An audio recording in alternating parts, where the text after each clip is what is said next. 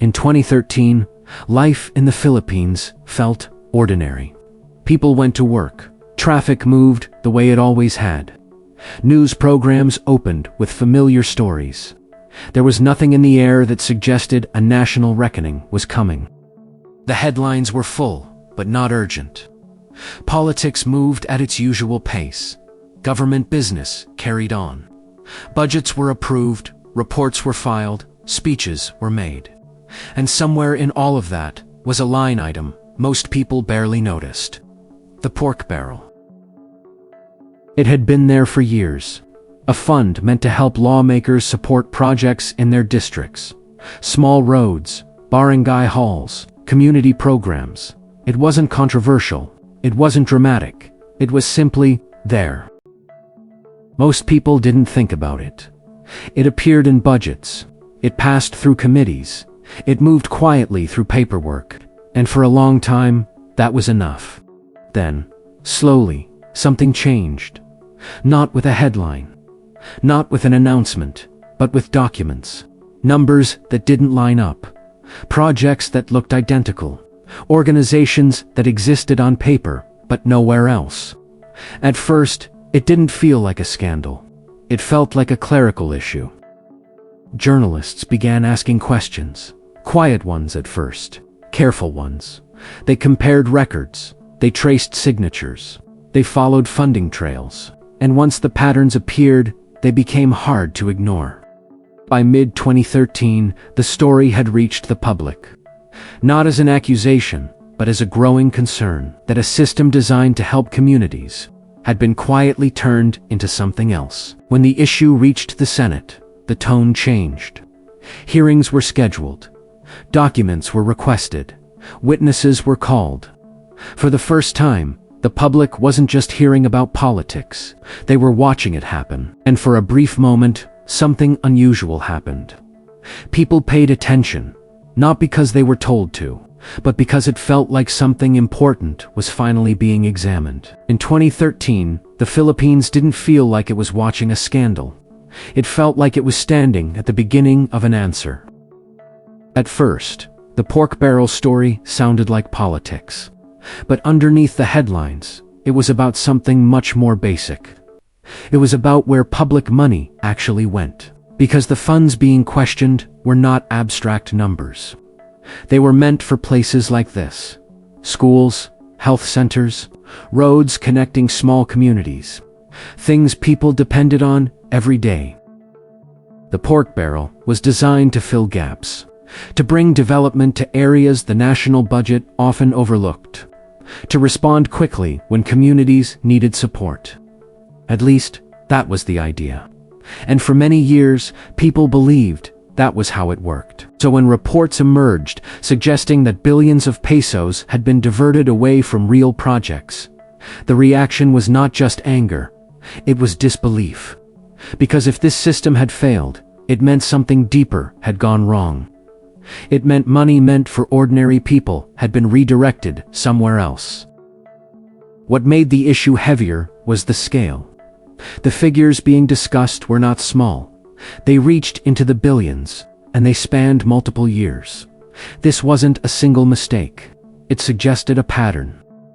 In November 2013, the Supreme Court ruled the pork barrel unconstitutional. The decision was sweeping. It declared that the system violated the separation of powers. For many, this was a turning point. It felt like a clear statement that the way things had been done could no longer continue. The ruling made headlines. It was discussed in offices, in homes, in public spaces. There was a sense that something historic had occurred, that the system had corrected itself, that accountability had finally caught up. But behind the celebration was a more complicated reality. A ruling could declare a system illegal, but it could not, by itself, undo what had already happened. It could not return the money. It could not repair the broken trust. And it could not guarantee that those responsible would be held accountable. That responsibility now belonged to the legal process. Cases had to be filed, evidence examined, hearings conducted. This was no longer a public spectacle. It was a slow, procedural journey. And this was where public attention began to shift. Because court proceedings are not dramatic. They move in schedules, in filings, in months and years.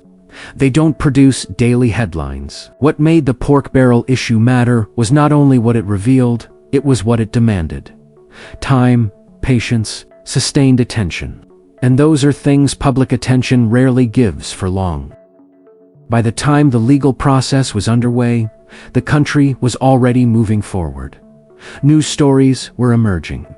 New concerns were forming. New crises were approaching.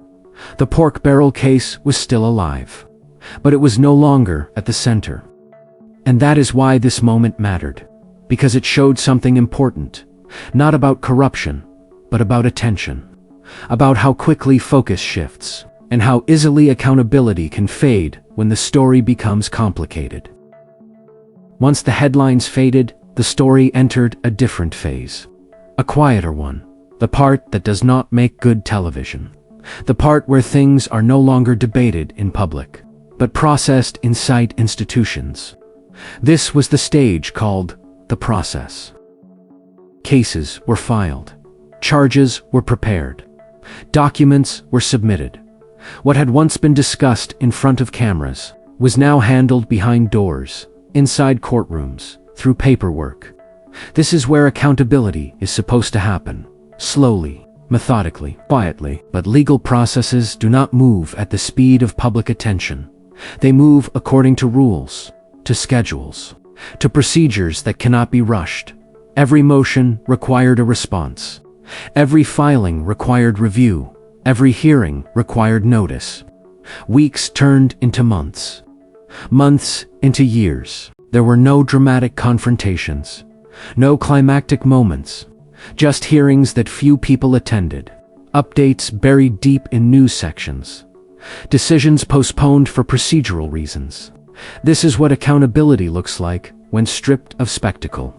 Journalists still followed the story, but the coverage changed. What had once led the evening news now appeared as short updates. A paragraph here, a sentence there. Nothing that held attention for long. Inside those folders were years of work. Testimonies, financial records, audit reports, legal arguments.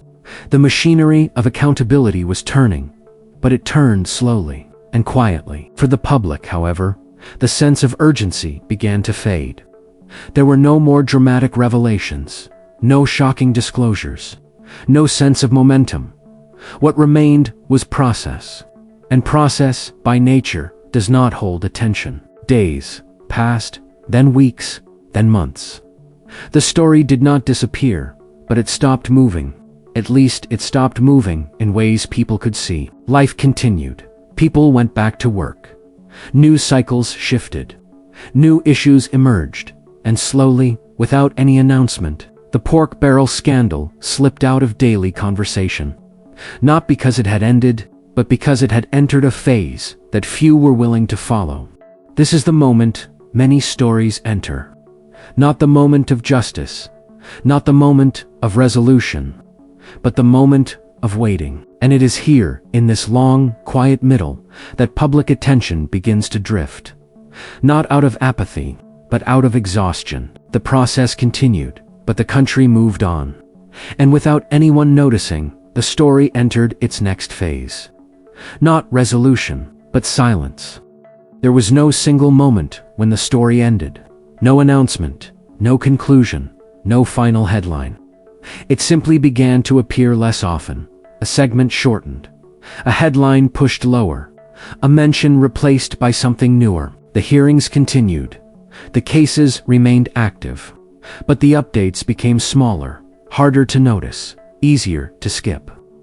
What had once dominated front pages now lived in the margins. The shift wasn't dramatic. It was gradual. News programs began leading with different stories. Disasters, weather, human interest pieces. The kind of stories that demand immediate attention. Days passed, then weeks, then months. And as time moved forward, the sense of urgency moved with it. Inside the legal system, nothing had stopped. Filings continued, schedules were set. Hearings were postponed and rescheduled. But outside those walls, the public was no longer watching. For journalists, the challenge became simple. There was nothing new to show, no soundbite, no confrontation, no clear development. And without movement, stories fade. Life resumed its rhythm. People returned to their concerns. Work, family, daily survival. The scandal had not disappeared, but it no longer felt urgent. This is how attention fades, not through denial, not through erasure, but through repetition, delay, and silence. The story was still alive in courtrooms, still moving forward, still unresolved. But in the public mind, it had begun to drift into the background. And once a story reaches this point, something important changes. Not in the law, not in the case, but in memory. The story did not disappear on its own. It was overtaken. Not by controversy, not by politics, but by something that demanded immediate attention. Something that did not wait for court schedules or official statements. Something that arrived without warning. In late 2013, news coverage began to shift. Weather bulletins replaced legal updates. Warnings replaced hearings. Maps replaced documents. The country's focus moved, not because it chose to, but because it had to. As the storm approached, the questions that once filled newsrooms fell silent. Not because they were answered, but because something more immediate demanded attention. Disasters change priorities. They compress time. They narrow focus. They demand action, not analysis. And when survival becomes the concern, everything else moves aside. The news cycle followed the shift. Coverage became constant. Updates became urgent. Stories were measured in hours, not weeks.